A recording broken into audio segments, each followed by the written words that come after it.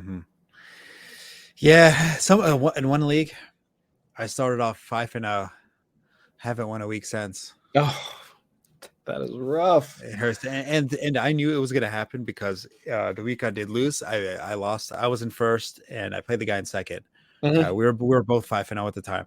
Yeah. I put up 160 in half point PPR. He put up 180. And Woo! after that, I knew I was like, this is just Yeah. gonna be, when you put it all on the line and you lose, that's it. It's over for your team. Even though they don't Right. know, they know. That's how it Yeah. works. You can feel it. Yeah, you can feel it, and it happened. So Mhm. I became a little bit of a sad panda over that moment. Yeah. Um, so if I do ramble, I'm currently passing a kidney stone, Oh and my god! I'm And on you're doing a painkillers right show? now. And I'm on painkillers right now. So Oh my uh, god! How are you doing this? I've never I wouldn't even wish that on my worst enemy. I've heard those are terrible. it's not fun. It's not fun. It hurts. It's not my first rodeo. I've already passed one before. Oh So my gosh. I already kind of like know the drill and everything. I had Yeah. some painkillers saved up from last time as Yeah. like an emergency, and I knew. So like on my lunchtime, I came. I felt it coming. It started hurting. I came home real fast. I took a couple, and then I went back to work. I didn't do anything because obviously I was definitely immobile, I guess would be the proper word. Yeah. But I mean, You're a better man than I am. I'd have like, shoot, man, I wouldn't be able to make it. Yeah. it's expensive to live in California. I heard that. Yeah, I've heard that. So you do some You gotta questionable do things. what you gotta do. Yeah. Yeah. That's why I really want something in this fantasy industry to start creating some sort of income. All right. I Well, think that however I can help, there we go. yeah, I appreciate I it. will do that. I appreciate it. So Mhm. okay, who's his son? He's the one that edits these episodes. Mhm. I always usually try to leave a message for him. Okay. Uh, um, I don't know if you have something to tell him. Get this episode out before Sunday. Yeah, you can do that, please. I gave him an assignment, so I gave him one. I don't know his name, Okay. and two, I wanted something embarrassing of Hoos. Something like, he did that I could drop some information. Like he could be rambling in the group chat, or he could say something, and I could be like, yeah, okay, but you like finger up your butthole or something like that. I don't Just, know him like just, that. just to I couldn't drop him. tell Like you. like right now, I'm always on the whose beard doesn't connect, and I could say that for a while, but it's Mhm, gonna get old. mhm. It's gonna Okay. get old. I need something else. And I told him to do that for me last week. I have his email because I always drop him the episode link and Yeah. the file and everything, but he hasn't responded back, and I'm Mm. kind of disappointed in him. That is kind of messed up. Not That's gonna lie. messed up. Yeah, Yeah. like I'm not angry. I'm just disappointed. Right. That's exactly it. Yeah, yeah, Yes. and just do better. Do Yeah. better. That's Yeah. it. That's the only thing I can tell you to do. I'm with you. I'm with Yeah, you. Yeah. like I need this information. Like I Yeah. had the opportunity the other day to say something, but I couldn't because all of a sudden he was all showing off that I got top 5 for the expert consensus rank because that's cool and all, but you like a finger up your butt. Right. Now that's gonna be on my mind. Like anytime he posts in the chat, I'm just like, I know it's not true, but I was in the back of my mind just to be like, but he likes a finger up your butt. Like that's good. Yeah. That's the point. Yeah. I mean, it's 2022. I mean, like, do you, brother? But I mean, hey, I heard that. Yeah. Yeah, I heard that about you. like I know he was heavily into crypto. I'm sure that didn't go well for him right now. But that's not good enough for me. Like I need something on like I need like a twist the knife info. That's not good enough. So we need somebody to do some recon Yeah. or something like that. So somebody needs to go down to Miami and do some scouting for us. Yes. And we can figure this out. Okay. I mean, we have his you're not son twisting right my here. arm. I'll go down to Miami for a little bit. I'll get something on him. I think it's a good idea. You get to go have Miami, good weather. Yeah. Enjoy yourself and get some It's a fun information. city to go hang out in. Yeah. I've never been there though. Oh man, you gotta go. I mean, you definitely gotta go. One There's oh man, I can't see now. I gotta look it up. Come on, who's his son? Is his hairline receding? Come on, give me something like that. Is he insecure about his hairline? Right. Now you got to go down to Wynwood. Wynwood, it's like a neighborhood or something like that in Miami, where like they do a whole bunch of like graffiti and stuff like that, like on most of the buildings, the bars, and whatever you go down there. And it's like, but it's cultural. It's not just like random graffiti or whatever. It like kind of represents like the Oh. people or like the neighborhoods or whatever that's a part of the city. And the last time I was down there, they had, it was like on the side of I mean, it's like an 1820 store like hotel, Uh-huh. and it's a picture of just like an African child like crying, and it was just like, but it was just like right there, like on the side of a hotel. And I was just like, man, like for them to allow folks to put up like that much art like on the side of maybe of a business. I mean, really, Mhm. right? Yeah. I was just like, man, they really let the people that live there make it their home. Yeah. And it was actually kind of moving to see something like that. So while a lot of folks associate Miami with, I mean, with partying and clubs and women, cars, and and all that, there is like that part of Miami that is like for the people that live there, right? Mhm. It's a Mhm. touristy city, but like if you live there and you're a part of that culture, like they really do make you feel a part of it. Yeah. And I'm looking at it right now, Google, on the images, and damn, these artworks are really nice. Yeah, man. Yeah. Hmm. That's cool. Okay, that's on the to-do list. Yeah, for sure. That's cool. Yeah. And some Lucid does have some facilities in Florida, and we do a lot of traveling for it. So I might have to see if I could try to get myself to go over there for a little bit. Yeah. There we go. So you might wind up moving to Florida if you stay there for too long. That's what I'm afraid of. I mean, you won't get any like discount or anything like that in terms of cost of living if you move down to Miami. Yeah, I figured. Usually people leave California for a cheaper area. I don't Yeah, think they I'll be come to doing that. Ohio. That's what they come to my part, my Yeah. part of the country. Yeah. How do you feel about that when you see a bunch of Californians or Westerners? Oh, in Ohio? Yeah. Do they Welcome. actually? Yeah. I mean, Oh, okay. I mean, honestly, I mean, look, I live in the suburbs of Dayton, Ohio. Bring Mhm. your culture my way, please. Like this, like it's me and that's it. Like in terms of black folks. Like I graduated from a high school that had, it Mhm. was like my family, like me and my two siblings, like we accounted for probably like 20% of the black population at my high school. And that's not even, and I'm not even joking. Mhm. So, I mean, yeah, I mean, if you want to come out here, I mean, just bring your culture with you, bring your tacos, right? Like bring your food. Uh-huh. I'd appreciate Uh-huh. it, you know? Cool. Hmm. There we go. Alrighty. Let's see. How am I gonna think of an intro? Okay, I think I got one. Let's run it. All right. Hit record. All right. I was sitting here trying to think of embarrassing things. And being a Raiders fan, I think, is the most embarrassing thing out there. I'm trying to think like, okay, say I were to poop my pants in high school. Still not as embarrassing. If I was to maybe get my account hacked and they put up a bunch of embarrassing pictures, still not as embarrassing as being a Raiders fan. I don't know. I'm trying to think what is more embarrassing than being a Raiders fan. And it's not that I hate the Raiders, but it's just fun to watch them lose. And the way they do it in dramatic fashion, where they always blow a lead. I have a buddy who's a Raiders fan, and every single time they're up about 17-0, 20-4, 20-7, 16-3, so on and so forth. And, we always message each other, and I always said, they're going to blow it, right? And it somehow it always seems to happen. So what's going on, guys? 32-bit and Sleeper Nation. It is your boy Natter, not alongside the number one Australian analyst. Unfortunately, he's not feeling well, but of course, I'm alongside the legend Chris Allen. How you doing over there?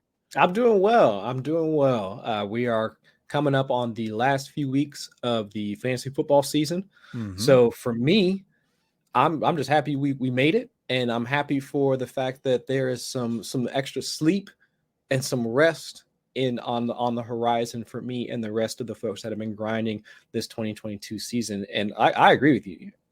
There there aren't too many other franchises that it could be more embarrassing to root for at Mhm. this point, because like you could point to other teams with worse records, right? Like Yes. The Houston Texans, like they have one win like on the season as of right now. And there are other teams with just 5 wins, right? Like the Browns have 5 wins, Steelers have 5 wins. Oh shoot, the Colts and Jaguars, they got 4 wins. Yes.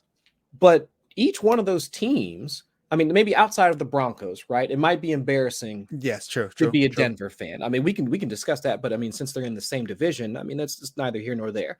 But like for each of the other teams, they came into this season knowing that they were going to have a rough go of it, right? Mhm. Browns came in Yep. with the nasty man like on suspension until just a couple of weeks ago. They knew they Correct. were going to have a rough season. Steelers, they drafted Kenny Pickett in the first round. They knew they're going to have a rough season. Jaguars, they're turning their season around. They're turning their entire franchise around, right? Mhm. With getting an adult in the room with Doug Peterson. Texans, they started with Davis Mills.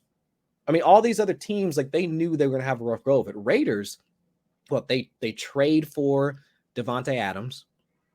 We Mhm. come into the season with Josh Jacobs playing well into the Hall of Fame game, and everybody's thinking like, oh, and after they declined his 5th-year option, and then he's running roughshod over the entire league to the point where he's essentially in like the RB like fantasy MVP at this Yep. point. Oh yeah. But yet over like throughout all of that, you've got a team that is lost to, I mean, last night was just an absolute horrific way to like essentially end their playoff hopes. Like as of right now, they had like a maybe like a 30 to 40% shot to make the playoffs Mhm. Yep. with everything that's going on. And then after like last night, there's no chance. But this is also the same team that lost to the Fighting Jeff Saturdays in Oh, in his debut yep. as interim head coach for the Colts. So yeah, I'm with you. There's just no other franchise that I could think of at this point. Maybe outside of the Denver Broncos, which I mean, yeah, we can go into that if you want, but it's just there.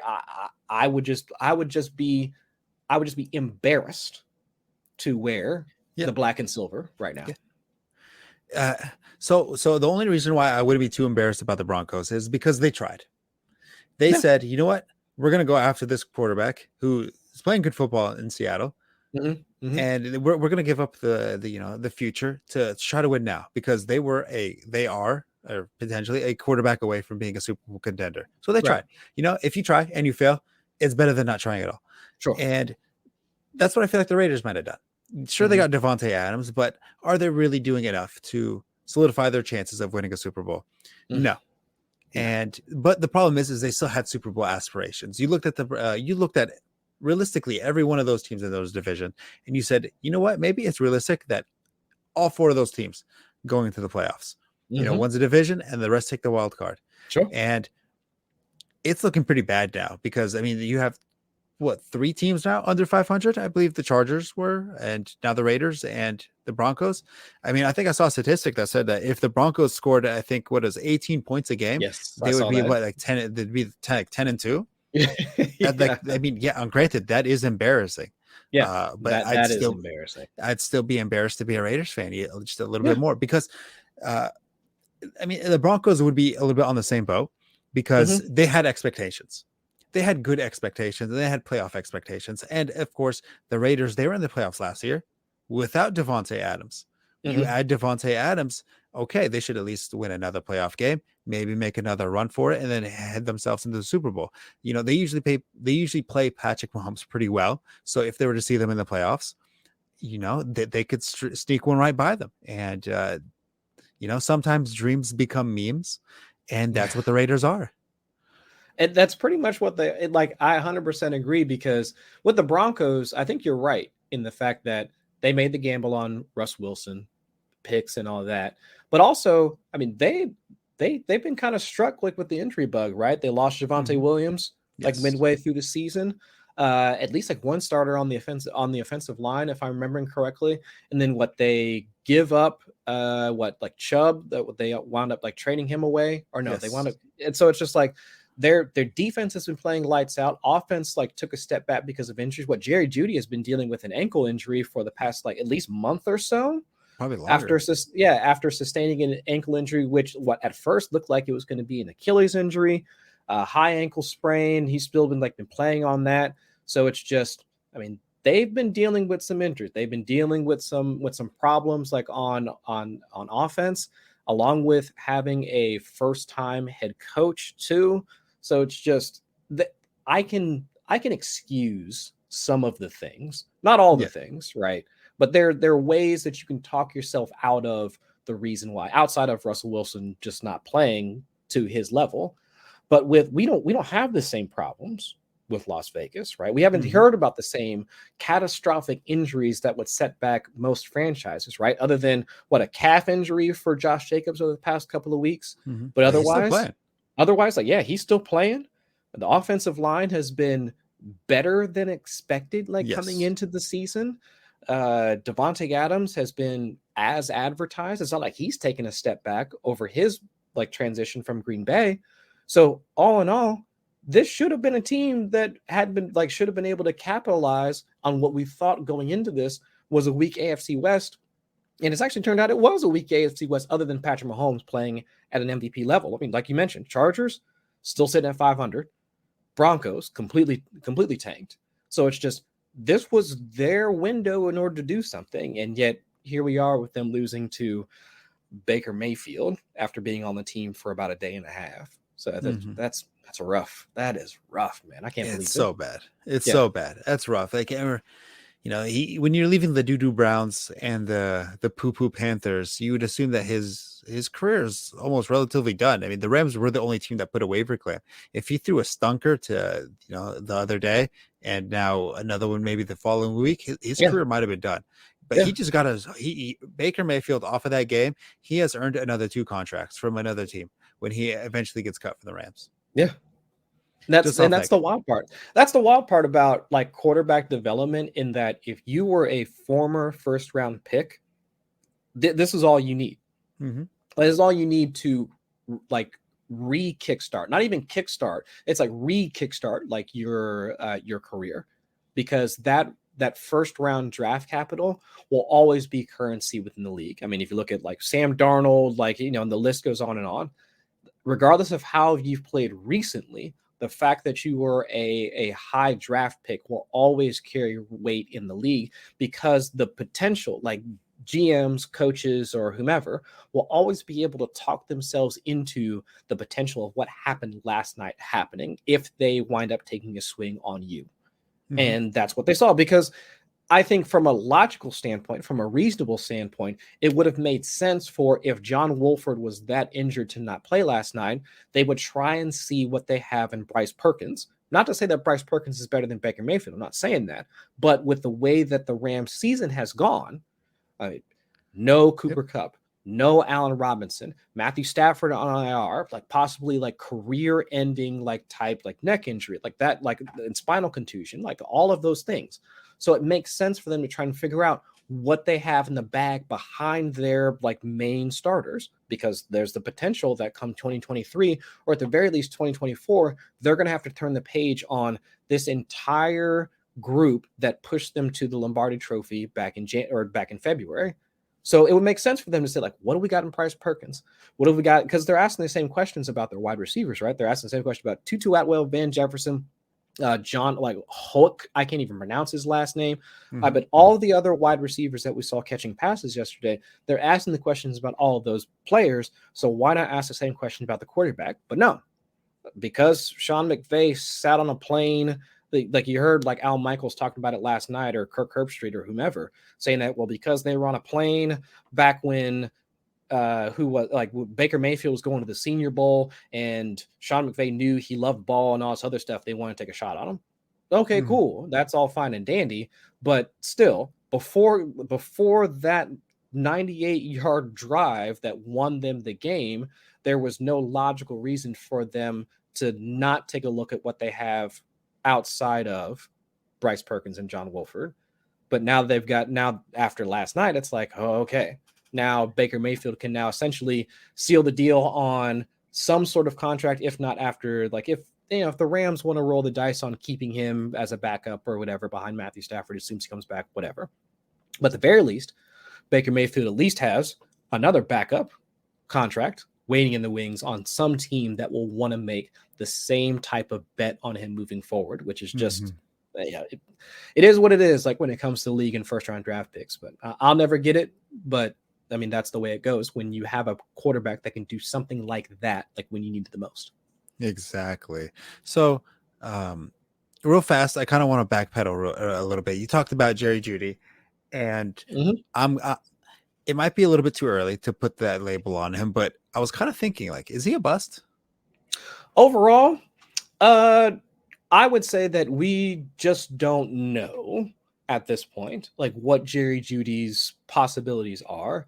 Because when he came out, he was his rookie season, if I'm remembering correctly, he was fine as a perimeter wide receiver, capable of beating man press coverage at like at least a league average to above league average clip, and he was fine.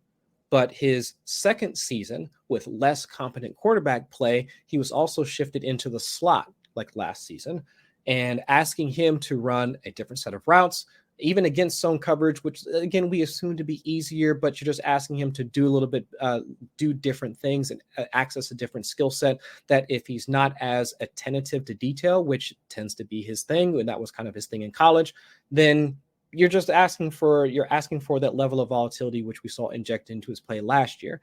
And so now fast forward to this season, you've got all sorts of things like working against him. He has played inside a little bit, also been shifted back into back outside. You've got a first time play caller, or like not first time play caller, first time head coach in Nathaniel Hackett, doesn't know how to operate an offense. You got Russell Wilson not playing up to his caliber of play.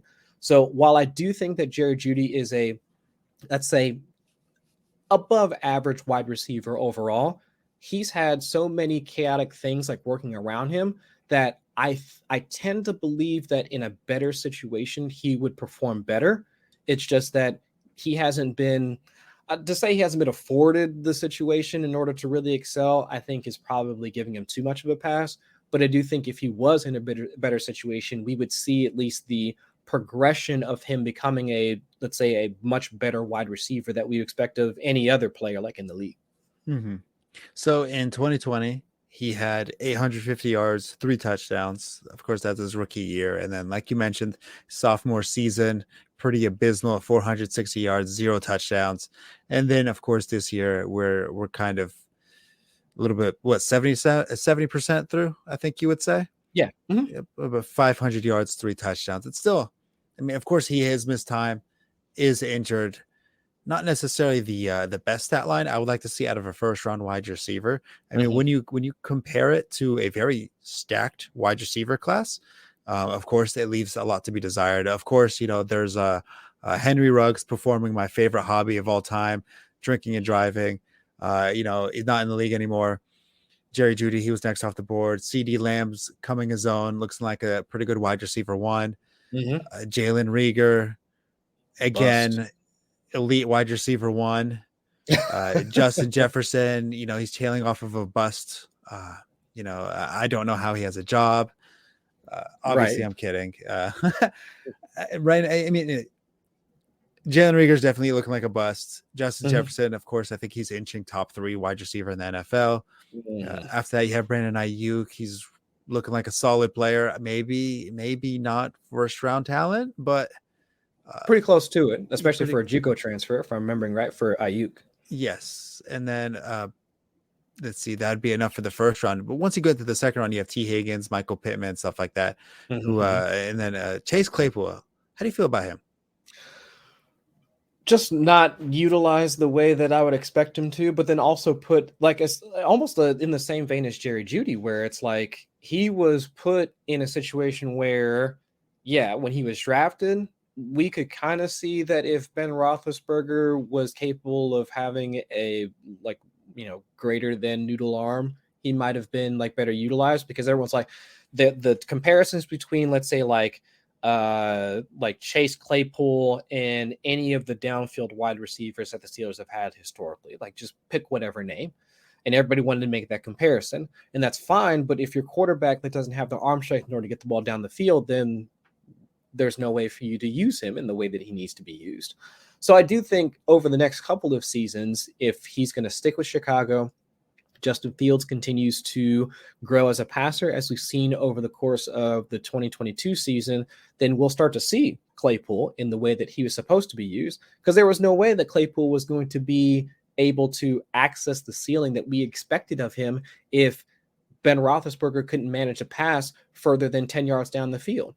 I mean, there's a reason why Deontay Johnson and the tight ends and even like Najee Harris, there's a reason why like their volume was so dependent, or like their fantasy production was so dependent on their volume. They weren't getting targets downfield.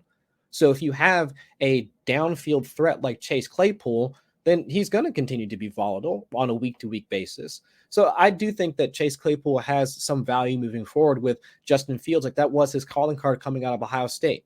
I mean, dangerous on the ground as a runner. We've seen that like time and time again this season, but also, I mean, he is a big game hunter. Like when it comes to the passing game, like he will, like we've seen him start to go through his progressions in the shorter intermediate areas of the field. Cole Kmet, like getting a bit more involved, like as a tight end. Byron Pringle, like also like coming off, like, you know, for a couple of big games, like here and there. But I mean, at Ohio State, Justin Fields, like he was slinging that thing like down the field. And so if they continue to build around Justin Fields, grab a little bit more on the offensive line, maybe like add a bit more like in the like short and intermediate areas of the field, because like Byron Pringle, Equanimeous St. Brown, I mean, those are the guys like you want to be affording like multiple snaps like per game. So I think Chase Claypool could excel in that situation. It's just like the whole entire offense needs to, like the floor of the offense needs to be lifted for us to really see a ceiling out of Chase Claypool. I'm going to have to agree with you on that one. I do think they need another wide receiver. I would like to see the Bears draft maybe about 3 offensive linemen. Yes. Next year's draft. At least 3. I'm 100% with you there. Yeah. Maybe 4, maybe 7. All of it. Just replace the whole thing. Just draft offensive linemen. One of them is going to be good, right? At least one of them. And trade for 1 or 2 backups too on top of that. Yeah. You know what? Just give up your whole team for offensive linemen. You know, they might not have anybody else, but they got a good offensive line. Yeah. That's all that matters. And then, of course, there's going to be he who must not be named. I don't know if you're familiar with him. Who is this? That would be Laviska Shenault. Heard of him? Yeah, we don't talk about him. Yeah, no. He's banished to the shadow realm for me. Yes, like I don't even want to hear about that. That's being generous. That's why he's he who must not be named. I'm with that. Yeah. There we go. At least I'm glad we are on the same page on that one. So I mean, it's interesting with now with wide receivers. I expect immediate results out of them now. Not because I expect that personally, but because the precedent has been set that way. You have Chase Claypool, T. Higgins, CeeDee Lamb, Ayuk, all those wide receivers, Jamar Chase, they're all becoming day one elite wide receivers. So now it's almost at the point where you either have it or you don't. And I'm starting to become selfish and putting that expectations on quarterbacks. You either have it or you don't. And that might be unfair, but the problem is other quarterbacks have done it. So why can't you? Maybe that's selfish. A little bit. But, you know, I had this interesting debate with somebody at work, and I said that if you don't have a top 5 quarterback, you should just keep trying until you get a one. Let's have discourse on that. I love that discussion. Okay, there we go. All right. I saw your ears perk up a little bit, even though you're wearing a beanie. It doesn't matter. I saw it perk up. So he said, no, you are fully capable of winning a Super Bowl with Kirk Cousins or Jimmy Garoppolo. And I said, no, you're not. No, you are not. You'll win regular season games. Yes. You might even win a playoff game. You're not winning a Super Bowl with a Jimmy Garoppolo, even though I love Jimmy Garoppolo. He's my favorite, handsome, total pimp, my guy, but you're not going to Super Bowl. That man would clean up in Miami, since we were talking about that earlier. True. He would. All he has to do is just walk out, and I might be following him. Shit. Follow him to pick up his leftovers. Hey, you know, they call it trickle down bang. There we go. Yeah, there we go. Kirk Cousins, he's not winning a Super Bowl. He can't even win a primetime game. You want him to win a Super Bowl? It's not going to happen. Who else is mid-tier? I mean, at this point, insert any quarterback that's not.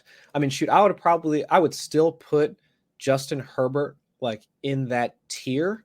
But if you want to walk down the line, I mean, since we were just talking about it earlier, I mean, if you don't have, I mean, I would say Tua is probably the cutoff in terms of like quarterbacks in the league, where if you don't have like one of these guys, then yes, your team needs to be investing in quarterback annually, not like just like one time and we drafted a like a top 10 quarterback and we're done.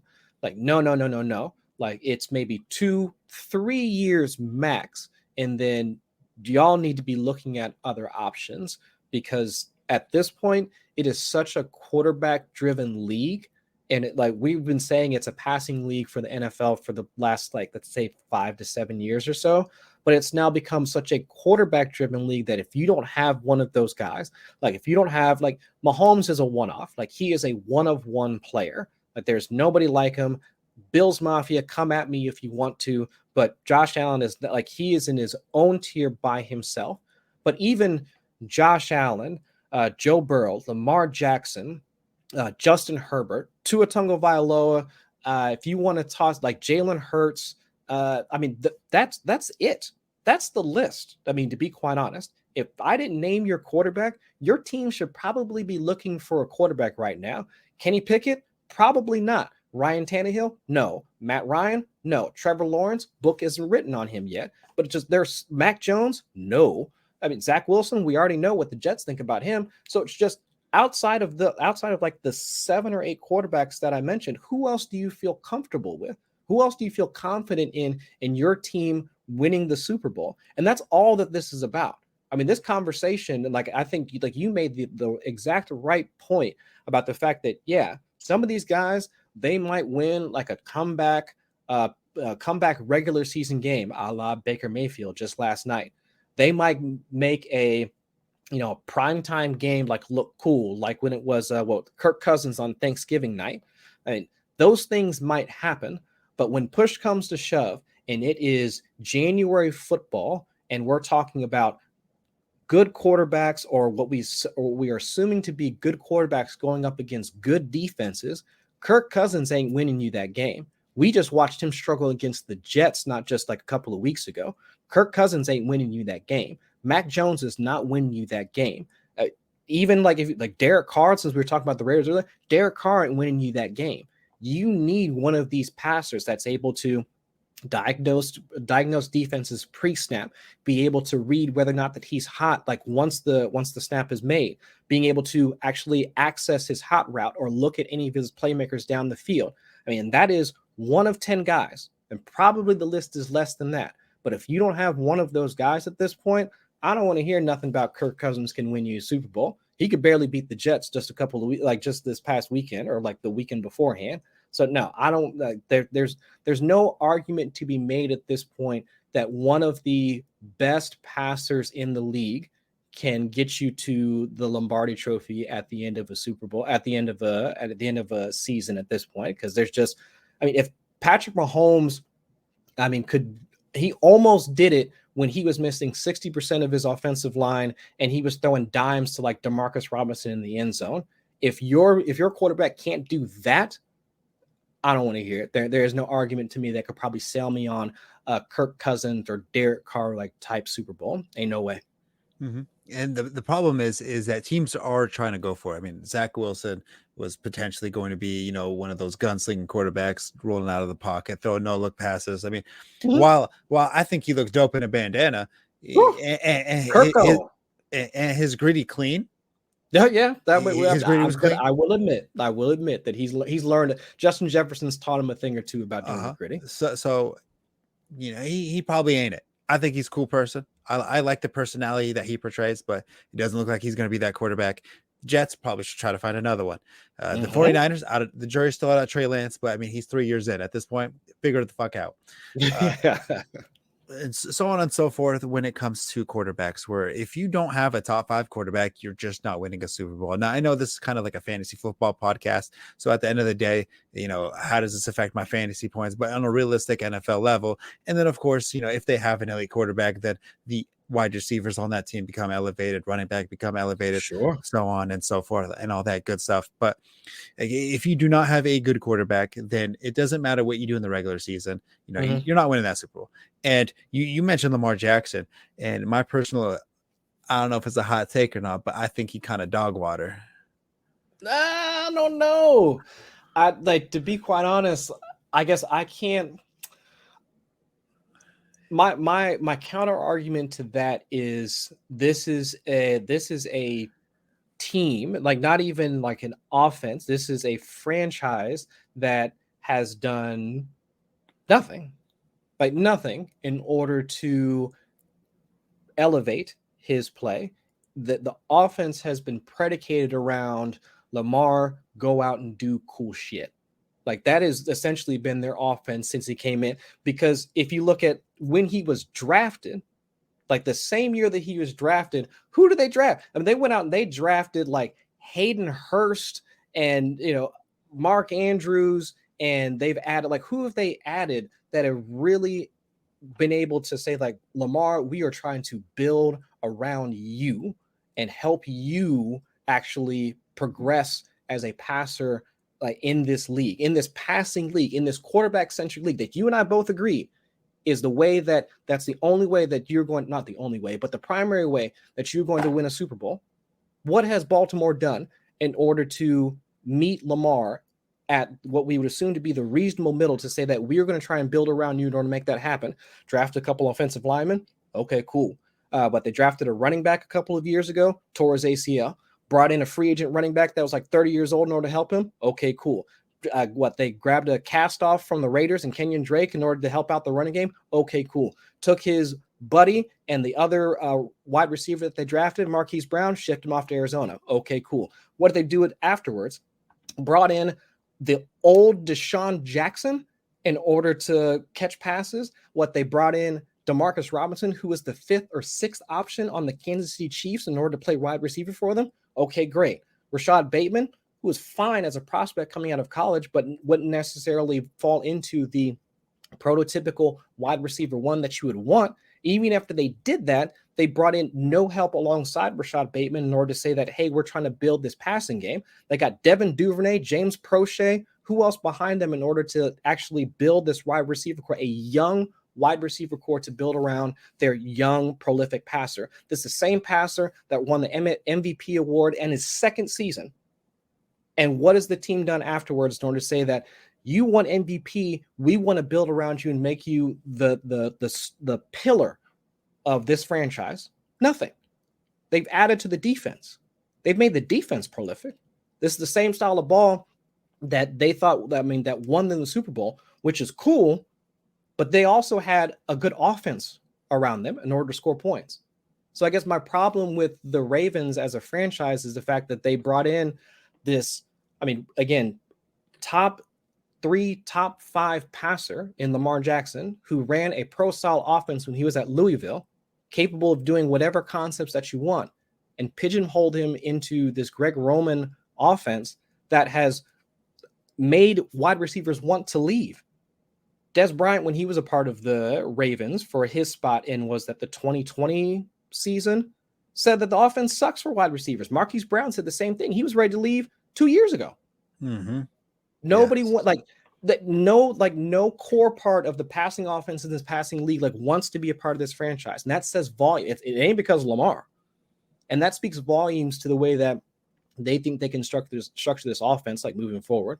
So while I do think that there are problems, there are definitely concerns about Lamar as a passer, and I could totally understand that. But this scheme and this franchise has done him zero favors in order for us to, I guess, possibly separate the conversation between Lamar as a passer and I think Lamar as what he could potentially be in this league. Mm-hmm. I will say that I do think he's not getting enough help. That being said, I do remember in a Thursday night game, I believe it was against the Saints, where he overthrew Devin Duvernay, I believe twice. Yep. Back-to-back plays. Mm-hmm. Both of them should have been walk-in touchdowns. If you do it once, okay, it's one thing. But when you do it twice in a row, it becomes an issue, and then it happens on a consistent basis. Now, the later topic of this episode is going to be, drafting and things that we could have done better in the draft process. And I know I was going to hit on Lamar Jackson a decent amount because I was heavy invested in Lamar Jackson, and it didn't really pan out after the first 3 weeks. After the first 3 weeks, he definitely regressed a lot. And I kind of just sat there and thinking about what happened there that made him regress, or why did that pick not work out this year? And it wasn't really an injury. Yeah, he's injured now, but it's already been decided that this is a down year for Lamar Jackson. And it's not his running, because he's still averaging about 80 yards per game.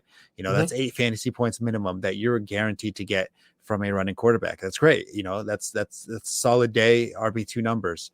Would you rather have Lamar? I always kind of do. Would you rather have Lamar Jackson or David Montgomery? I think I'd rather have Lamar Jackson. That's basically kind of David Montgomery's floor, and you're going to get passing yards off that. So it was the passing and the passing touchdowns that really kind of did it for Lamar Jackson, that he's incredibly lacking of this year, and the lack of weapons that he has. I think that's where I narrowed it down. The fact that I didn't think Marquise Brown, Hollywood Brown being gone, would have this much of an effect to the offense, but it has. Maybe Lamar Jackson on those deep ball throws, he's missing Devin Duvernay because Marquise Brown's fast enough to catch those. That's kind of where I was kind of trying to go after. Okay, maybe that's the reasoning, or the copium that I was going with on why Lamar Jackson didn't succeed as well as I hoped, especially on a year where he kind of said, I'm gonna bet on myself this year. So I was all in. He's betting on himself. He's got to ball out. He needs to ball out if he wants that contract. He's going to put the team on his back. Didn't necessarily do that this year. And that's something like, okay, maybe I need to double check to make sure, like, even though he's a running quarterback, he's got to have weapons. In the other leagues that I did plan in, I did go into Jalen Hurts. I decided to differentiate a little bit, Jalen Hurts. And while Jalen Hurts is also a rushing quarterback, he has the weapons, which is why he's having a much more successful season. So he's getting those passing touchdowns. He's getting those rushing touchdowns. He's getting those rushing yards. So that's something that I feel like I need to double check on. Is okay, you might be a running quarterback, and that might be why we are drafting you specifically, but you got to be able to throw the ball and get passing touchdowns. No, I agree with that. And especially now in the 2022 season, and I think we heard, I guess this is kind of like retrofitting a take, but there is a possibility we should have seen this coming. Yes.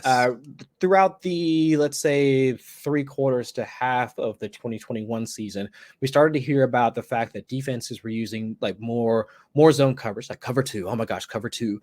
Patrick Mahomes can't pass against cover 2. Joe Burrow's having problems with cover 2, like blah, blah, blah, blah, blah. And I mean, teams are still, I mean, even now, like in 2022, teams are still like the pendulum has swung from like Tampa 2, like those type coverages or whatever, like to now we're seeing like more like just zone based, like, cover 2, like type defenses. And it's frustrated a lot of offenses to the point where we're not seeing the deep ball as prevalent in most passing games. We haven't seen like a ton of those deep balls from like, Joe Burrow to Jamar Chase. Patrick Mahomes, even though like he doesn't have Tyreek Hill, but that same level of explosives like from passing offenses, we're not seeing it here. Actually, rushing games have now become to be more efficient like this season than passing games in some regards. And for Lamar Jackson, if one, you take away his downfield threat, like in Marquise Brown, you remove that. So you're already removing the player that was creating the most explosives like for your team. But then also you layer on top of that the fact that defenses have now shifted to the fact that, well, yeah, we're just going to limit your explosive plays. Like, we're just going to play this cover 2, like cover 2 shells, and limit most of your explosive plays. And you're going to have to beat us underneath. And for Lamar Jackson, like his biggest bugaboo, like for the past couple of seasons, has been once you get him into just true drop back passing situations. So like 3rd and 7, 3rd and 8, and like 3rd and 6, so, whatever the case may be.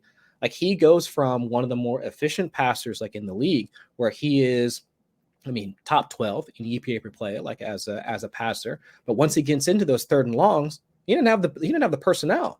Like there's no Marquise Brown, and teams can watch what Mark Andrews is doing as he releases from the line on every single play. And there's only so many times that Mark Andrews is going to beat you over the head like with any of the routes that he runs. He's not Travis Kelce. Like he's good enough to beat most defenses, but definitely at Kelce.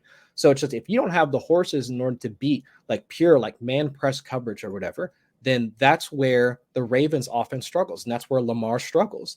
And I can understand like where all the confluence of all those things, like moving on from the receiver that had the most rapport, like with your star quarterback, defense is shifting into cover two shells.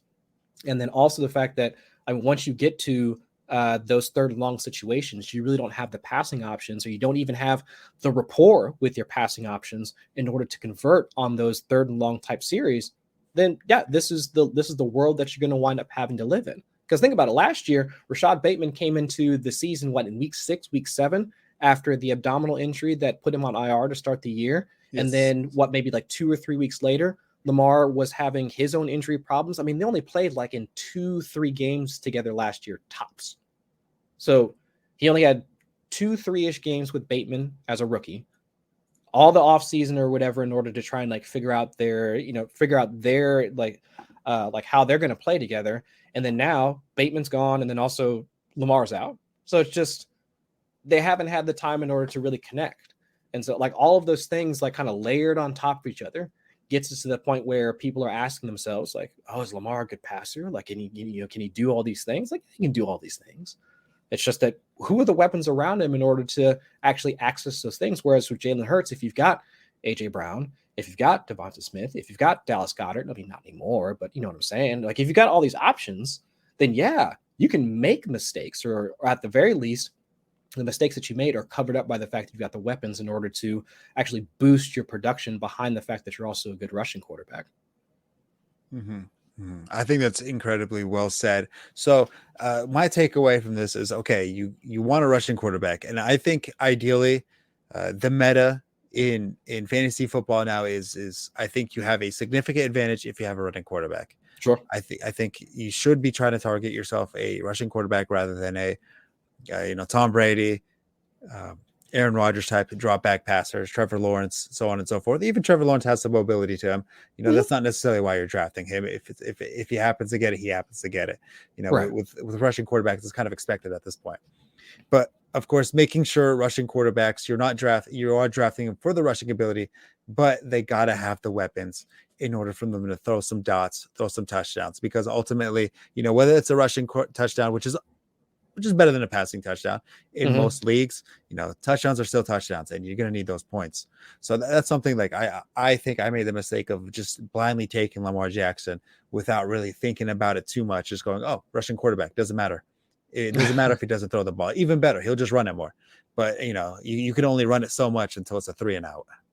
Yeah. And I think with assuming that Rashad Bateman was going to come back healthy, and you're making 2 bets in that. One, Mark Andrews was going to continue his level of efficiency that he was like at the back end of the 2021 season, which for the most part he has. I mean, some regression, but still, I mean, the tight end 2 on the season, if I remember correctly, despite the fact that he missed a game and he's been banged up for the past like 3 or 4. Yes. And then Rashad Bateman making his second year leap after really only playing a handful of games in his rookie season. I mean, so those are the 2 bets that you were making. That Lamar was capable of weathering that storm of having a tight end 1 that might regress, and then also a sophomore receiver who only played like half the games in his rookie year, also making a step forward.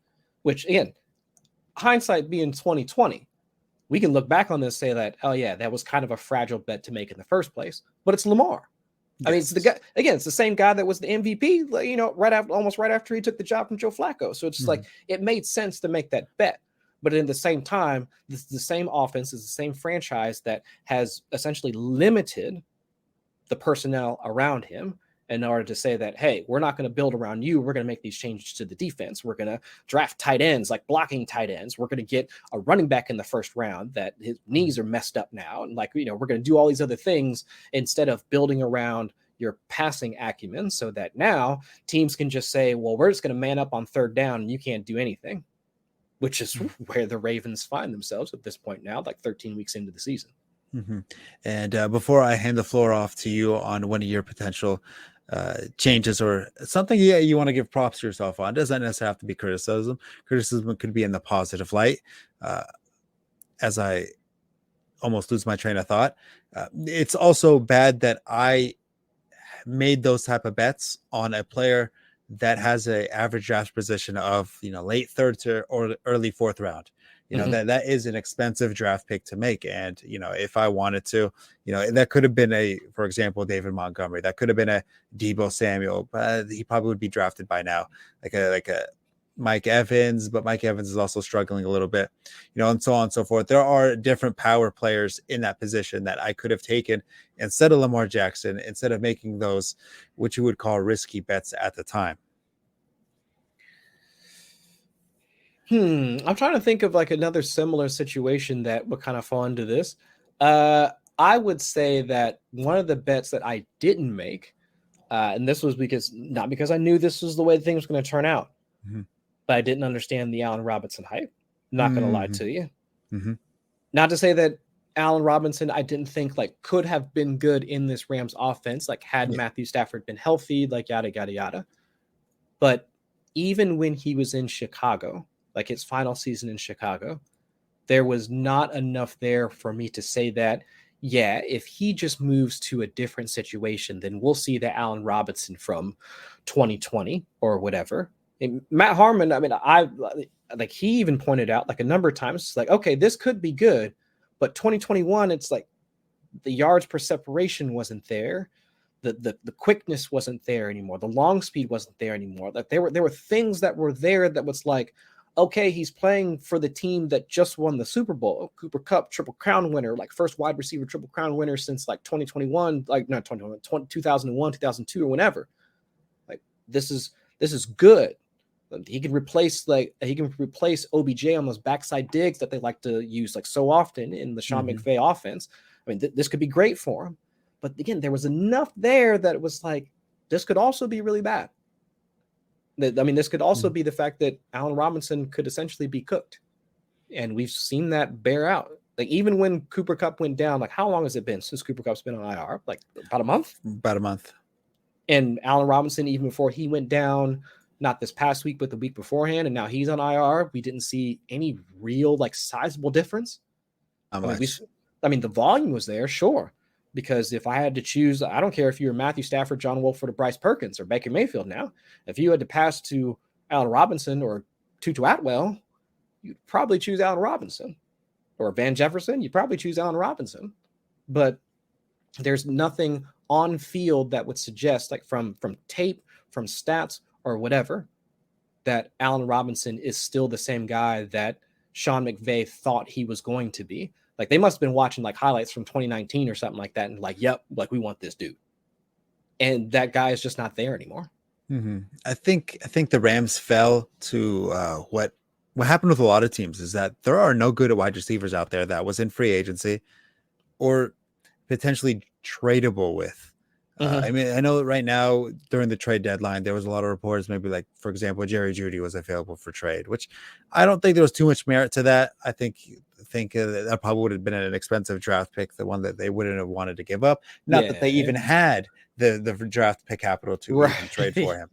So they didn't have much to work with. You could draft somebody, but they drafted Van Jefferson not too long ago in the second round. So it's not like they didn't invest in wide receivers. They did. And they had, of course, they had Ben. I'm not going to even bother trying to say his last name. It's like 13 letters, 0 vowels. Number 18. That's what he is on the Rams. For the you talking about Skowronek? Squaron. I'm not going to try. Yeah, I'm not going to try. Something like that. I'm not trying. It's not like they haven't invested in wide receivers. They have, and none of them panned out, or it doesn't feel like any of them are panning out. So they went out and tried to grab one. And Sean McVay always was able to support at least 2 wide receivers in his offense. And of course, I try to always bring up to the point where he had Cooper Kupp, Brandon Cooks, and then Robert Woods. He had 3 wide receiver ones on that offense with Todd Gurley at the time. Yeah, and his offense was able to support it. So I mean, the logic is that. Yes, he can support Allen Robinson, but the wide receiver still has to be good. And it doesn't seem like Allen Robinson was good. And I kind of, while I supported people drafting Allen Robinson, I never wanted to pay the 5th round ADP for him. Yeah. And by the time he would come around to me in a comfortable spot, he would always be taken. Yeah. That was essentially where I was at too. Mm-hmm. It's that I can talk myself into the bull case, like for drafting Allen Robinson. Like the volume should be there, especially the Robert Woods like being out of town. And there were so many ways for you to talk yourself into the volume being there, the Rams being top 5, top 6 in neutral passing rate on early downs. I mean, all of it should be there. Matthew Stafford like showed that he could at least be somewhat problematic as a passer, because we saw those stretches of him throwing multiple interceptions, but he would at least still be aggressive as a passer. Yes. So that didn't matter. Like for us, like from an Allen Robinson standpoint, like we don't care. Like if Matthew Stafford's throwing 1 interception or 5 in a game, doesn't matter as long as the volume's still there and they're not changing their play calling tendencies because of Matthew Stafford's like mess ups, and like none of that was happening. So as long as the volume was there, as long as the accuracy was there on the passes that he was getting, and this was still going to be a productive offense to the point where they were going to be getting into the red zone, so the touchdowns were going to be there. I mean, just you could just like stack up the reasons why this offense was going to be much better than whatever Allen Robinson was getting in Chicago. So it made sense, but again, there was just enough working against him that it was just like, I don't see that same dude. Like there's no way we could have predicted Cooper Kupp getting injured, Matthew Stafford possibly like ending his career, like this offense completely imploding like it has. Like that, I'm not saying that I saw this coming, but there was enough out of Allen Robinson's tape in his last season in Chicago to say that this could be bad. Like this was always in the range of outcomes. I'm going to agree there. There was enough, but there was also enough to justify it, which is why I'm not blaming anybody for drafting Allen Robinson. I don't think there's any fault on it. Something you could do better. Make sure when you draft a wide receiver from Matthew Stafford's team is make sure his skin color is light.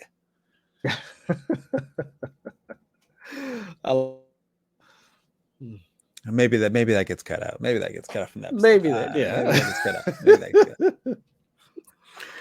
cut out. So another one that you brought up a really good example, and this one's a little bit of a deeper in the strategy point of drafting in fantasy football. Okay, so I've been trying to figure out, okay, when do I draft heavy wide receivers? When do I go heavy RBs? Obviously, it's easy to say, if it's half point PPR, full point PPR, just go into the wide receiver category because it's easier to get receptions. It's easier to get a 1 catch for 5 yards, get 1.5, or a rush for 5 yards, which is 0.5. Obviously, the 1 point differential makes a huge difference. But sometimes I feel like that strategy wasn't as effective as I would like it to be. So I'm trying to deep dive into it and try to figure out what is the most effective strategy and how to utilize it to the best of your ability. And I think the best method that I've been trying to come up with and think of is that if you're in a 3 wide receiver league with a flex, you should draft heavy wide receivers. If you are in a 2 wide receiver league, you should draft heavy RBs, because if you have a lot of good wide receivers, then of course you're going to sit there wondering who to start every week. And then of course, just the way fantasy football works, the 1 wide receiver you don't pick to start is going to be the one that goes off.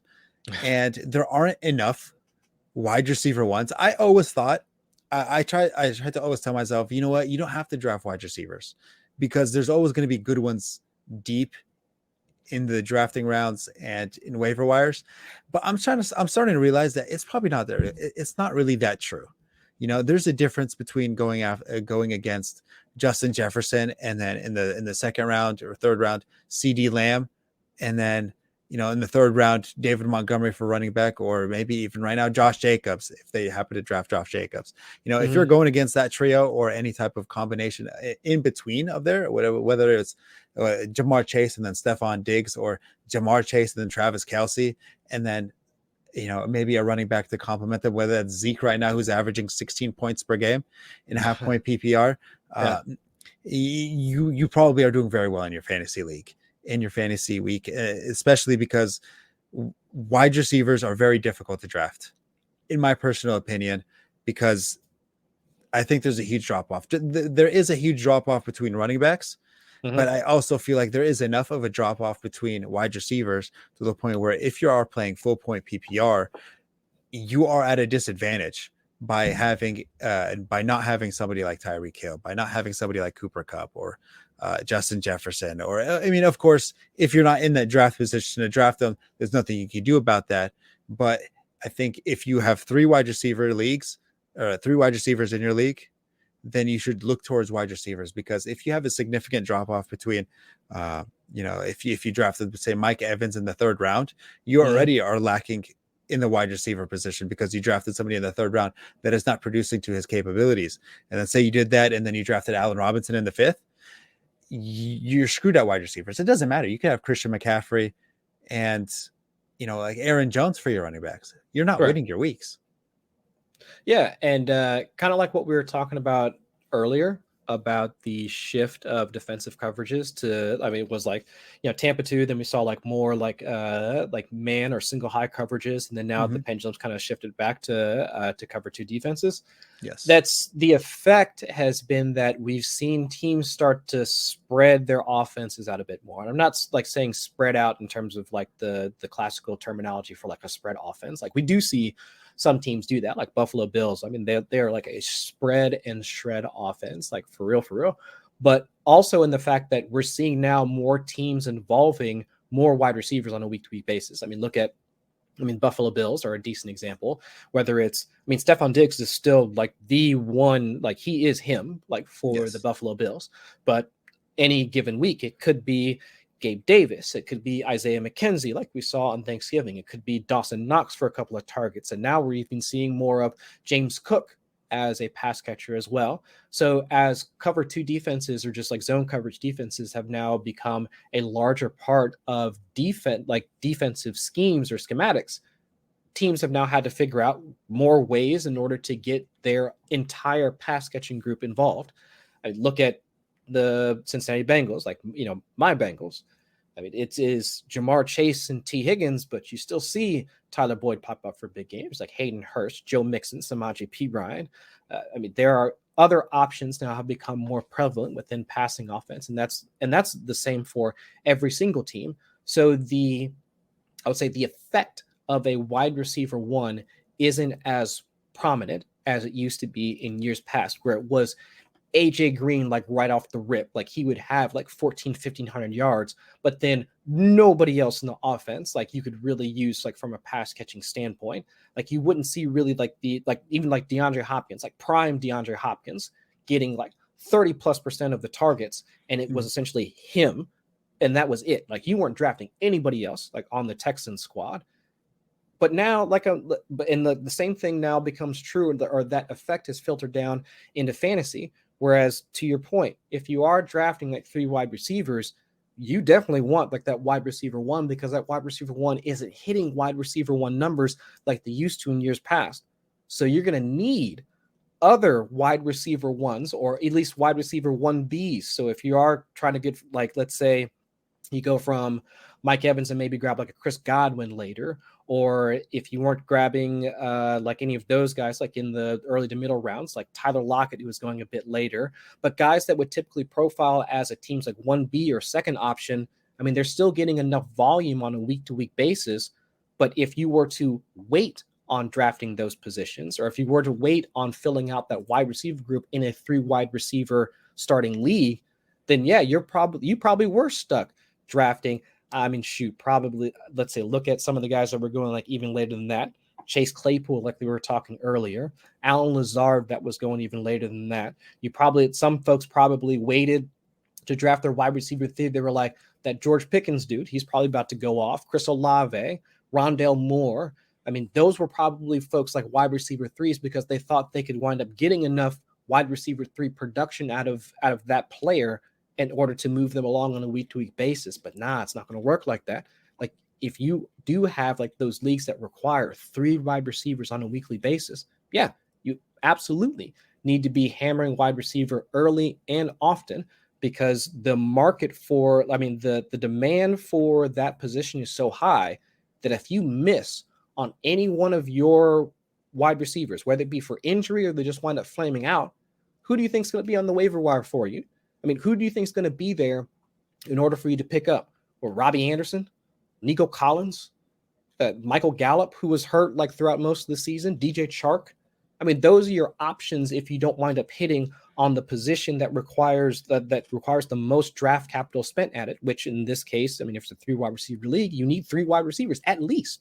I mean, At least. forget, I mean, your flex position, so that you might need 4 wide receivers in a week. So if you fail on one of those, then you are now completely, I mean, you are ass out. I mean, you're looking at Alec Pierce, Sammy Watkins, I mean, insert a Van Jefferson, like insert like player that would be likely on the waiver wire here.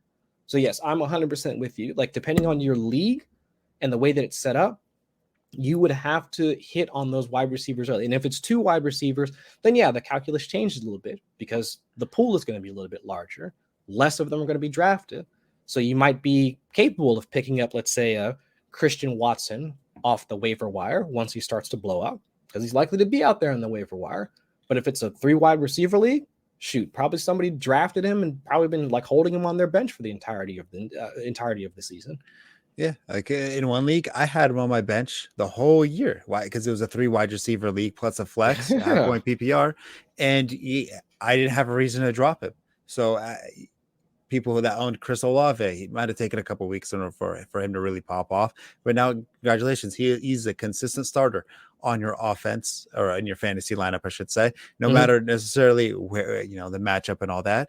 So he becomes a matchup proof set and forget type of player. Right now, Christian Watson, he has earned the set and forget type of player. Now, is he going to have this type of production?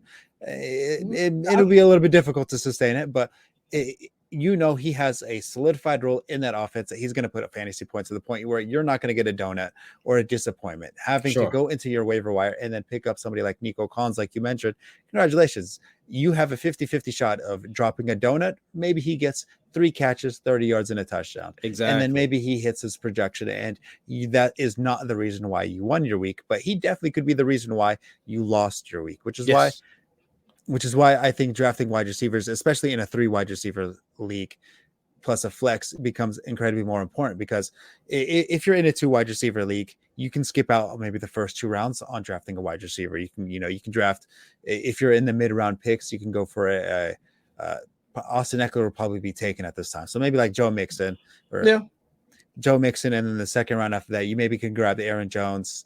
He might be taken at that point. Maybe a Leonard Fournette. So on, we'll go Leonard Fournette just for the sake of conversation. And then the third round, maybe you took DK Metcalf. Okay, you're looking pretty solid. Of course, this is before the draft. So, obviously we know a little bit more now that Leonard Fournette is kind of struggling a little bit, has a little injury concern. But you're looking at that lineup and going, okay, that's a pretty solid lineup so far. I can go with that. And in the 4th round, maybe you have the flexibility to pick whatever you want, because you already got your wide receiver 1 and you filled out RB1 and RB2. So you can either fill up the flex spot or you can go for a wide receiver spot.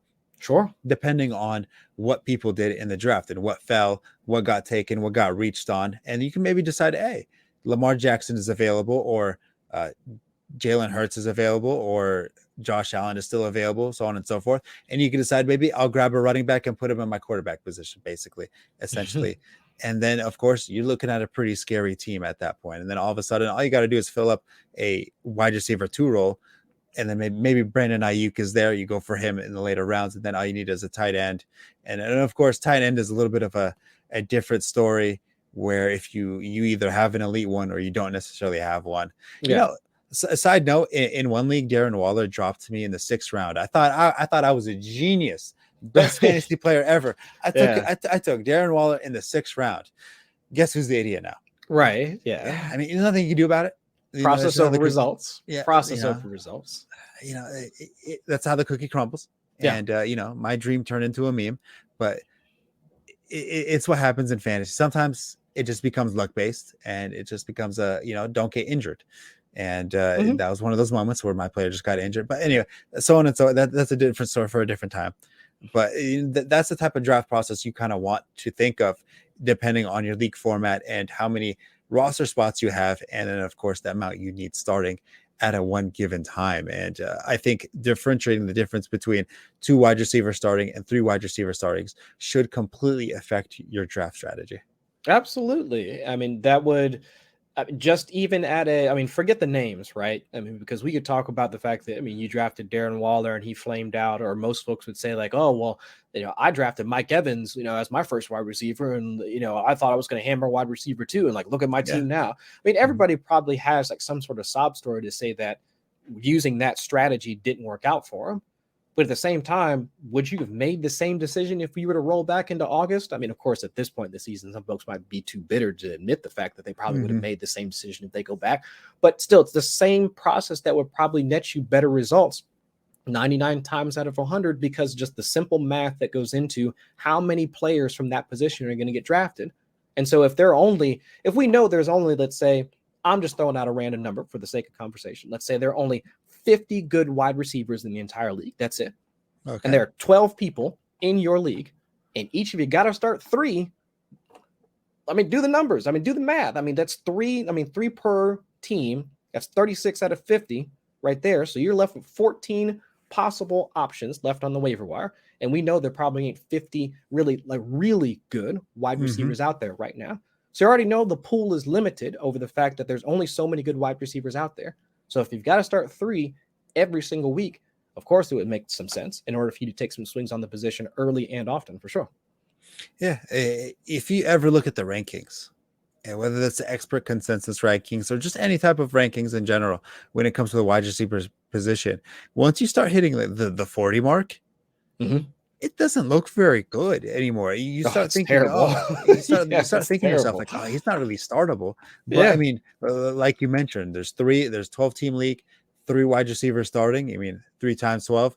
Let me try to figure out some quick maths real fast. That is about 36. So 36 plus a flex spot. If you're in half point to full point PPR, you might be incentivized to put a wide receiver there. So some people are going to be starting 4 wide receivers. That's 48. So you got at least left. Yeah, so like it's not good in the wide receiver spot. While in the running back spot right now, somebody like James Cook on Yahoo, before this week, he was only rostered in 25% of leagues. You could have picked him up and tried to stash him a little bit and try to figure out what they're going to do in the running back spot there. You could have had Rashad White and all that good stuff.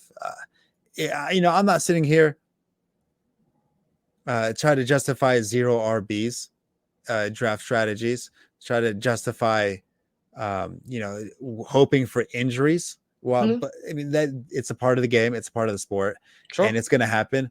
It starts adding food to the fire for why you should probably look at wide receivers a little bit earlier than running backs, especially depending on the format, whether you have 3 wide receivers.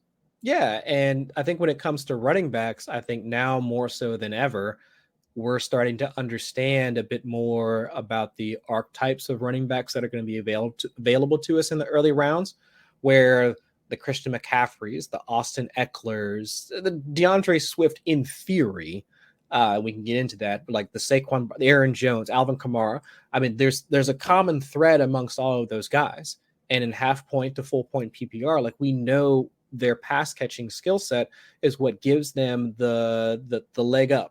I mean, for lack of a better term, not to like throw a pun in there, but like it gives them the advantage over the other running backs. Whereas, sure, you can draft the Jonathan Taylor, but we know that Jonathan Taylor, at least even before the start of the season, we knew that Jonathan Taylor wasn't going to get the same pass catching role as would any of the other running backs getting drafted around him. Derrick Henry goes in the same range. We didn't expect Derrick Henry to get the same passing volume that he's currently seeing this season. I mean, shoot, Nick Chubb falls into the same range. So understanding the archetype of running back that you're investing in at that point versus just saying, yeah, I've got Nick Chubb. Like I'm going to dust off this league because Nick Chubb's like one of the best runners in the league. I'm not going to argue about that, partner. I'm going to argue with you over the fact that when push comes to shove, Nick Chubb's not always going to get the same passing volume as Austin Eckler is. Austin Eckler is on pace to beat Christian McCaffrey's 2019 reception goal, or record rather. So it's just, I'm going to wind up beating you just over the fact that my guy is going to get more passing volume. And that's a fact. So if you understand the running backs that you're drafting on top of understanding like your league format with 2 wide receivers, 3 wide receivers or whatever, then that's where, again, your draft strategy, 0 RB, robust RB, like whatever strategy, like whatever name you want to put to it, it's really just about building an optimal roster based off of the slots that you got. Yeah, you have to change your draft strategy depending on the rules of the league and then of course the roster format that you have to build your team upon. And of course, after that, you pick the best team that you can, and then fantasy football plays out after that. You can't sit there and look at you can sit there and say, okay, like Mike Evans was a little bit of a bust this year, but you didn't know that Leonard Fournette was going to have just as many receptions as him. You can't figure that out. Like there's no way to identify that. Mike Evans has been a 9 season in a row 1,000-yard receiver. Yeah. You draft Mike Evans, you are getting a solid wide receiver 1. Maybe not going to blow the top off, maybe not going to put up 30 points, but you're going to get his projection, 5 catches, 80 yards, touchdown, and he's going to put up some nice fantasy points. You don't know he's going to have this type of fallout with Tom Brady. And there's no way you would have known that going into it. So that's why I keep saying like process over results. I not to say that I have a professional like background in it or whatever, but I used to play like quite a bit of poker in like the early 2000s and still like casually play like every now and again.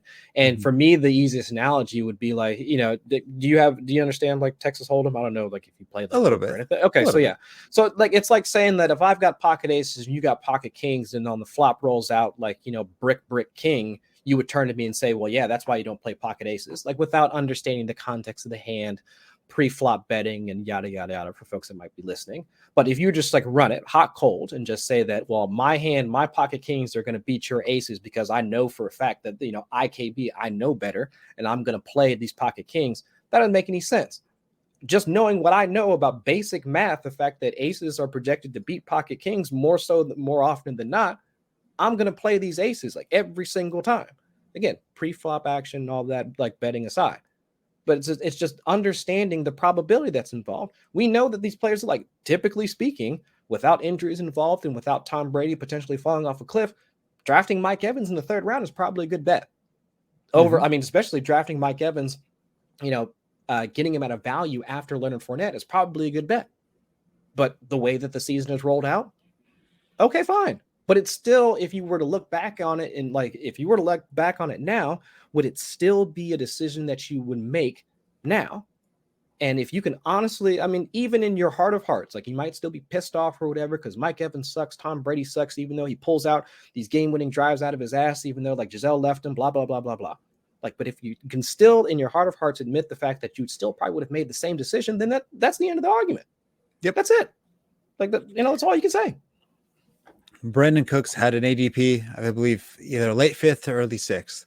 If you draft Brandon Cooks, you're going to get a 1,000-yard season, typically, and 5 touchdowns. Yeah, there's nothing you can do about it this year. It didn't. That's not the way the cookie crumbles. He's played with worse, and of course, he's played with the best. Sure, but on the Texans, he's been on there for the past 3 years. They didn't have a good quarterback. They had Deshaun Watson, to be fair, but last year with the suspension, they still had questionable quarterback play. He still put up 1,000 yards, 6 touchdowns. Right. You expect that out of Brandon Cooks. That is an expectation. 1,000 yards, 6 touchdowns. He didn't do that, especially when he asked for a trade before the trade deadline, and it didn't happen because they're essentially holding him hostage. Like, I don't know all the drama behind it or whatever, but the idea of greener pastures for Brandon Cooks was essentially on the back end of his career. That was in store for him. That could have happened for him. So I'm not mad about drafting Brandon Cooks at all. No, unfortunately, he has 500 yards and 1 touchdown. It is what it is.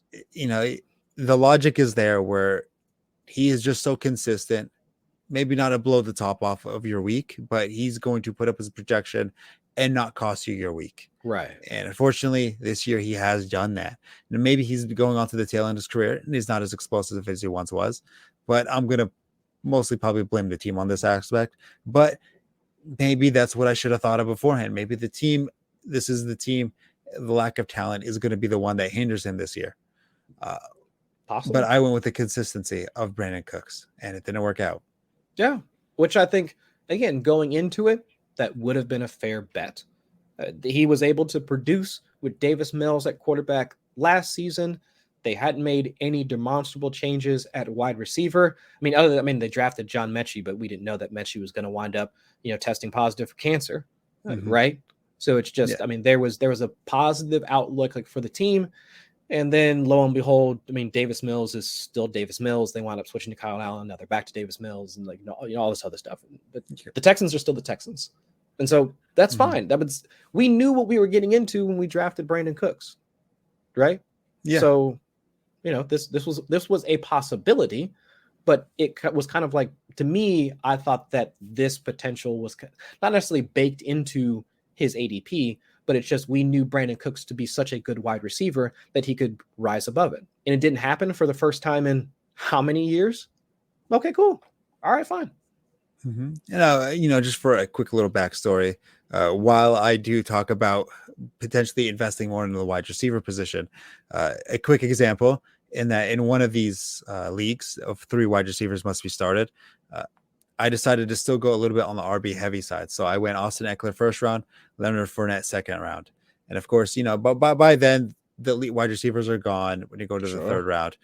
So of course I took Mike Evans. And originally that's probably not the best idea. He took two Tampa Bay players, but those players are just so consistent. I didn't think much of it. And then of course, after that, I took Lamar Jackson. It didn't work out. Gabriel Davis didn't work out. And then of course, like I mentioned, Darren Waller didn't work out. And then Brandon Cooks right after that didn't work out. I took a lot of consistent players that I felt like, okay, these guys, they do their job, no issues. I think every one of those players didn't necessarily work out other than Austin Eckler. Yeah. But still, like each at the ADP for each of the players that you mentioned, I mean, they were logical bets to make. I mean, you could go back right now and like do revisionist history on all of that. Like, oh, instead of Mike Evans, you should have drafted Jalen Waddle. Instead of drafting Darren Waller, you should have waited it and like picked up I don't know, like Dallas Goedert like a few rounds later. Like anybody could play that game at this point. But it's like nobody would have made that same bet like back in August when the money was on the line. And when like you're essentially, I mean, when the skin would need to have been in the game for you to make it like a legitimate decision, like nobody would have faulted you for making that bet. And which is why I kind of altered my strategy a little bit to thinking, okay, maybe I should have invested more into wide receivers, because right now I look at my wide receivers after the draft. It's Mike Evans, Gabriel Davis, and Brandon Cooks. I think to myself, okay, that's a solid wide receiving core. But now you look at it at the end of the season, that's a pretty bad wide receiving core. Oh, sure. Yeah. So, and then now I'm kind of thinking, okay, like it's either you have elite wide receivers or you don't have elite wide receivers. And there's no in between anymore. You are the wide receiver one of your football team, of the actual NFL team, because you're the wide receiver one. If you draft wide receiver 2s, congratulations, you drafted inferior wide receivers. And to your point mentioned earlier, when you have 3 wide receivers on a 12-team league and you have that many already taken apart must start, as you look at the wide receivers, as I look at just the quick rankings list, 38 is Mac Hollins, DJ Chark, Marquise Valdes-Scantling, Van Jefferson, Isaiah McKenzie's 43, Robert Woods is 44. Like, it's like, not good. Yeah, brother, you don't want to be drafting the other. You not want to be relying on them on a week-to-week basis. I mean, their own teams aren't relying on them on a week-to-week basis. So why should our fantasy squads be relying on them on a week-to-week basis? That don't make any sense to me. It doesn't, not at all. And it doesn't, that's just, the tail end of it. Once you start going towards the middle, it's still not that ideal. I mean, Michael Gallup right now is ranked wide receiver 34 for this week. Projected, I should say.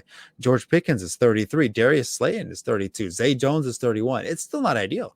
No, it's not that ideal. So if you go to the running back list, like I mentioned earlier, you can get James Cook, put him in your RB2 slot, and you can feel pretty confident that he's not going to put up a donut. But you have such elite wide receivers out there that it'll be more than making up for it, because all Tyreek Hill has to do is just cast one pass. And not only did he make his projection, but he exceeded it. Yeah. Because anything else is just sprinkled the cherry on top. And then somebody like Jalen Waddle that you drafted probably in the 4th round, all he has to do is catch one pass. Now he might be injured right now, but it could be. Yeah. Like T. Higgins, you drafted him in the 3rd, 4th round. He exceeded his ADP. DK Metcalf exceeded his ADP. Tyler Lockett, Christian Kirk, Garrett Wilson.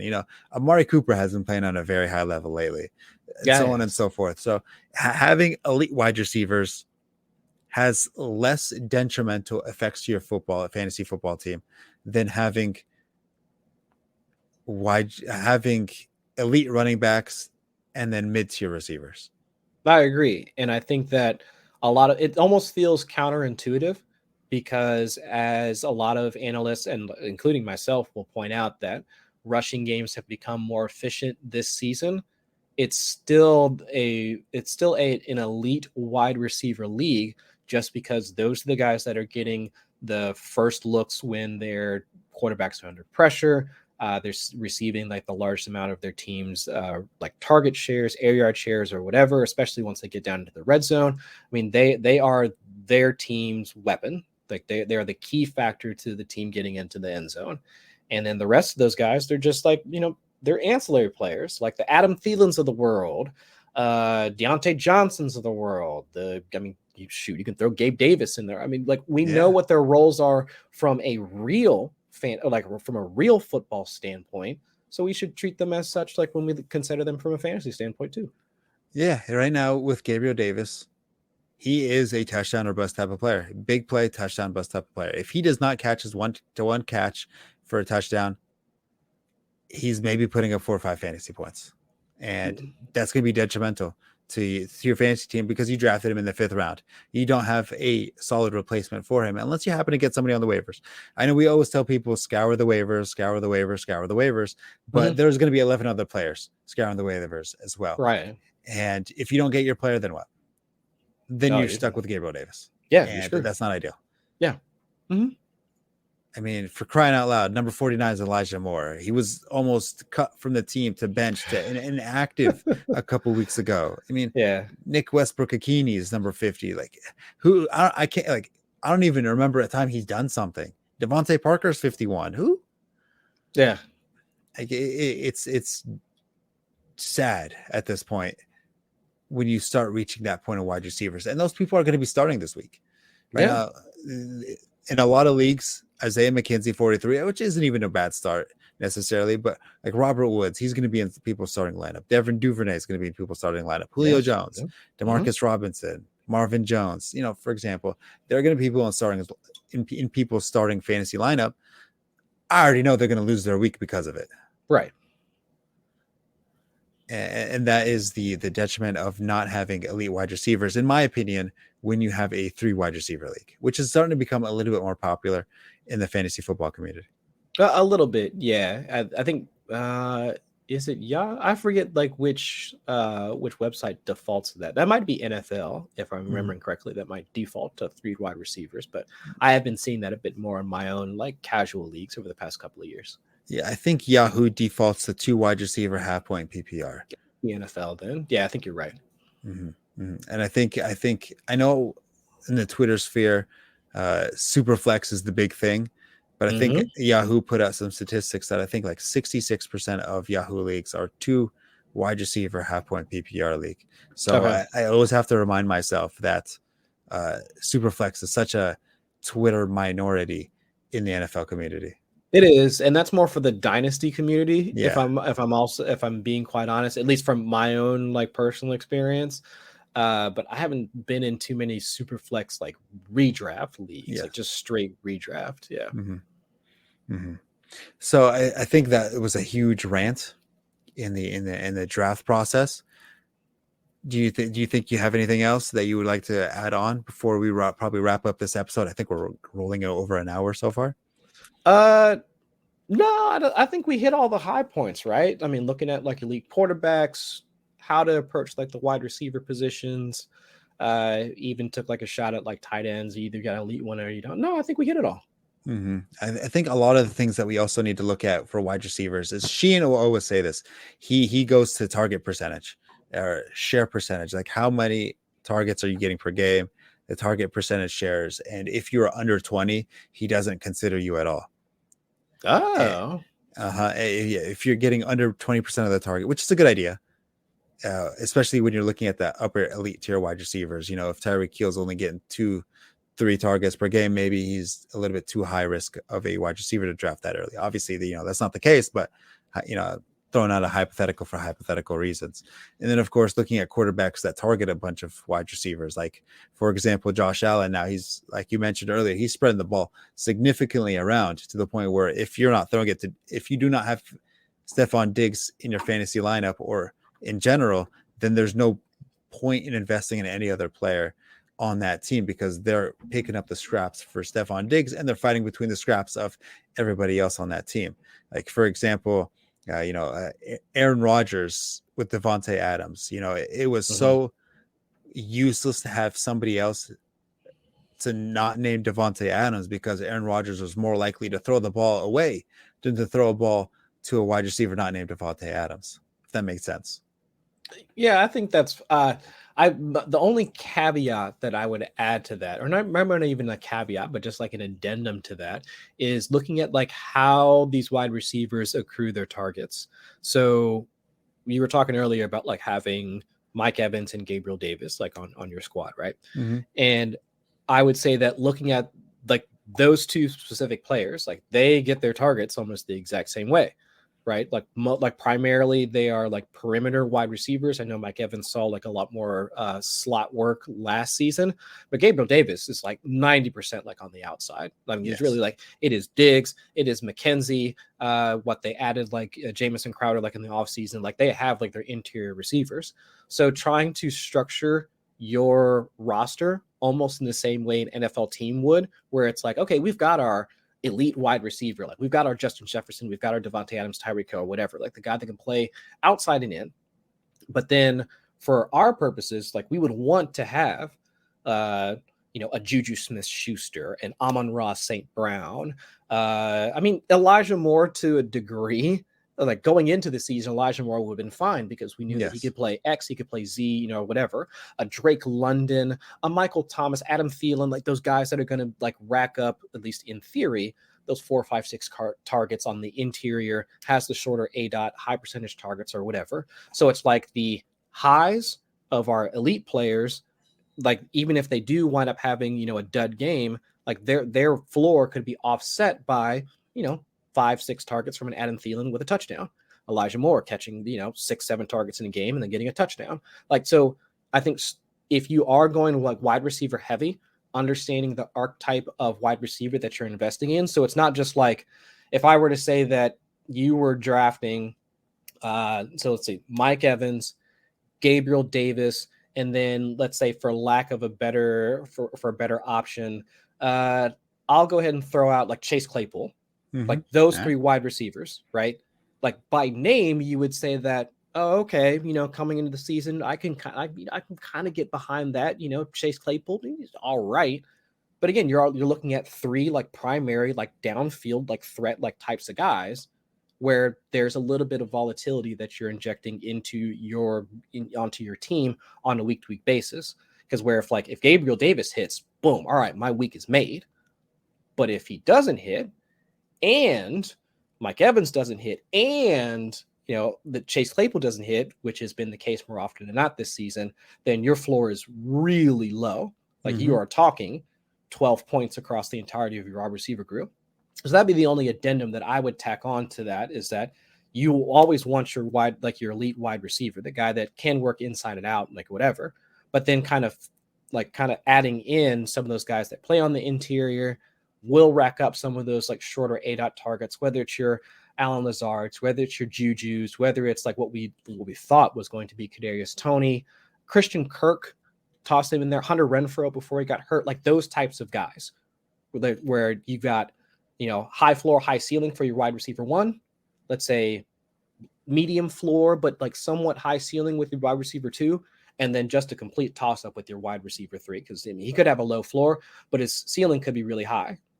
Like the Allen Lazards, the Christian Kirks, or whatever, because they might get a decent target share, but because of their quarterback situation, because of the way that they play their wide receiver position, because they're primary outside, whatever.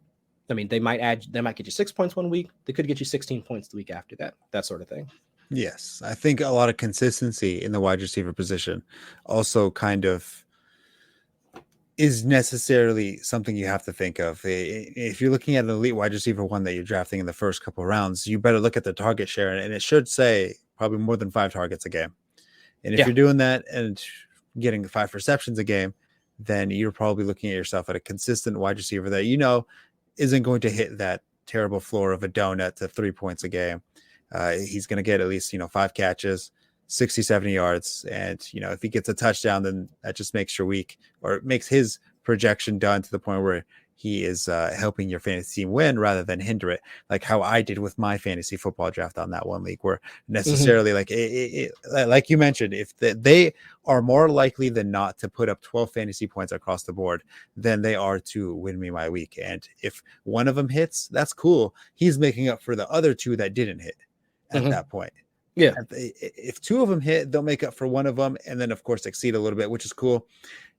They won't make up for Lamar Jackson because he's not doing too much this year, but still, that's a different story for another time. And then of course, if all 3 of them hit, then you probably won your week. But what are the chances all 3 of them hit? Exactly. Incredibly unlikely. Yes. And more often than not, like you mentioned, they're not going to hit. And if they do, you automatically lost your week. That's 3 wide receivers that didn't hit while you're going against Jamar Chase on the other side, who hit for not only his team, but then maybe on the second turn, he took Travis Kelce, who's obviously going to hit. And then all of a sudden, you are playing completely from behind, where you need a miracle from Austin Eckler, Nick Chubb, or whatever elite RB that you took in the first 2 rounds. And it doesn't matter if they hit, because you still lost because your wide receivers didn't hit. Yeah, bingo. You got it. Yeah, it's hard to play from behind in fantasy football, and it's hard to expect big games from players and positions that a lot has to go right for them to hit. Like a running back, if he's getting 5 yards per carry, he's on track for the Hall of Fame. But that's still half a fantasy point. All a wide receiver has to do is catch 1 pass for 1 yard, and then he gets 0.6.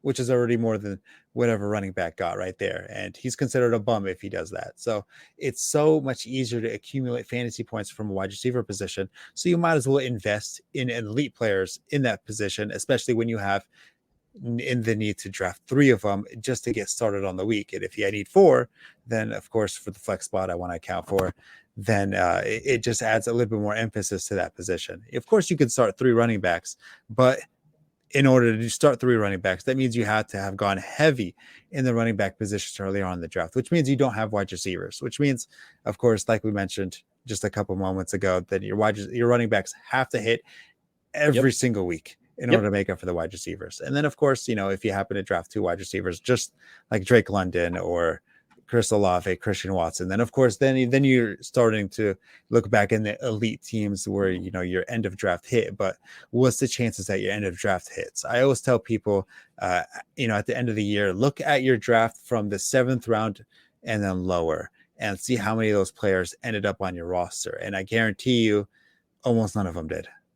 That's typically the case. Yeah. So it's saying like, oh, late round sleepers, late round draft picks, stuff like that. They just don't hit. Usually you pick up your end of year starters from the waiver wire, not necessarily your draft picks. All right. So is there any other closing statements before we try to wrap up this episode? No, I think that's it, man. Appreciate you having me on. No, of course. Let everybody know where they can find you. Find me on Twitter at Chris Allen FFWX. Write and contribute for a number of spots. But yeah, if you got any questions or whatever, come hit me up on Twitter. Yeah, I mean, I always try to think like, oh man, I want Chris Allen on this episode. But of course, with Sheehan being sick, and usually him in that goddamn England time zone. Imagine like they're okay. Oh, here I finally thought of it. What's more embarrassing than being a Raiders fan? Being from England. All right. God damn. And he's Australian too, so he voluntarily chose to go to England from Australia. That is even rough. Worse. It's even worse. I know. Like he went from being like, oh man, I live with snakes, deadly ass spiders, Komodo dragons, and all that, like like badass shit to England, where like they cry if they don't have their morning tea. Yeah. Goddamn tea and crumpets, fish and chips, and all that stuff. Like, God, get that out of here. Imagine me from England. God, I would. No, thanks. I couldn't do it. No. I couldn't do it. No thanks. Well, anyway. All right. Well, of course, that's going to have to wrap up this episode. I know we didn't really talk about fantasy football starts and sits, stuff like that. But of course, with the timing of this episode, I felt like we may have over talked about it, or not over talked about it, but by the time the game starts and this episode comes out, then it would become redundant. So I kind of wanted to avoid that as much as possible. So, of course, I hope you enjoyed the episode. But other than that, hey, good luck, everybody. And